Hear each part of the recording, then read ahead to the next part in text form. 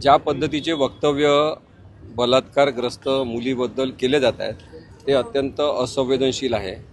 काहीतरी खळबळजनक बोलायचं याचा उद्देश ठेवून खोटी विधानं केली जात आहेत, दिशाभूल केली जात आहे।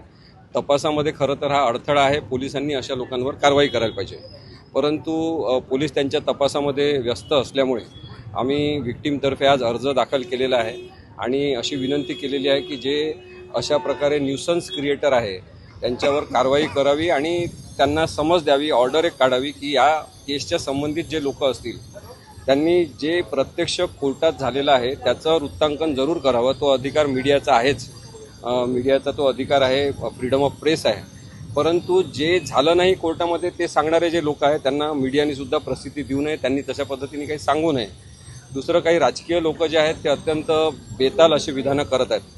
आता खरं बेताल विधानं करणारे राजकारणी कोण आहेत असं आपण म्हटलं तर कदाचित बोटावर मोजण्याएवढेच लोक उरलेले आहेत आणि त्यामुळे सगळेच जण बेताल बोलायला लागले आणि ते सुद्धा बलात्कार झालेल्या मुलीबद्दल जी न्यायासाठी इथे उभी राहिलेली आहे हिमतीने, तिची हिंमत तोडण्यासाठी जे काही वक्तव्य केले जातात ते सुद्धा चुकीचे आहे।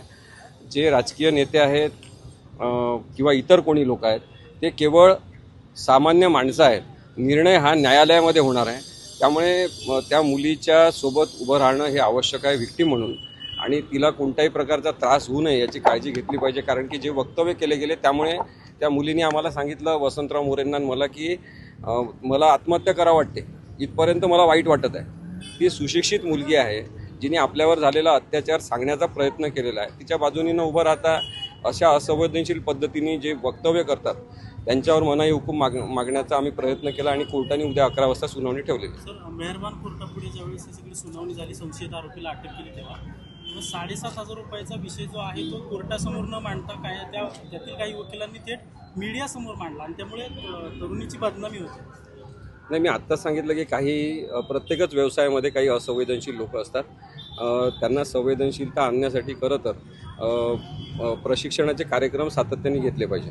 म्हणजे माझी आपले इथले पत्रकार संघाचे अध्यक्ष आहेत त्यांनासुद्धा विनंती आहे की त्यांनी पत्रकारांसाठी बलात्काराच्या केसेसचं रिपोर्टिंग करताना काय काळजी घ्यायची याच्याबद्दलचा वर्कशॉप घेतला पाहिजे। म्हणजे असे बेताल वक्तव्य करणार तुम्ही दाखवूच नका ना कोणाला, म्हणजे काही गरज नाही त्याची, कारण पत्रकार हे तिसरा डोळा आहेत समाजाचा, त्यांना माहिती आहे कोणाचं बरोबर आहे कोणाचं चूक आहे।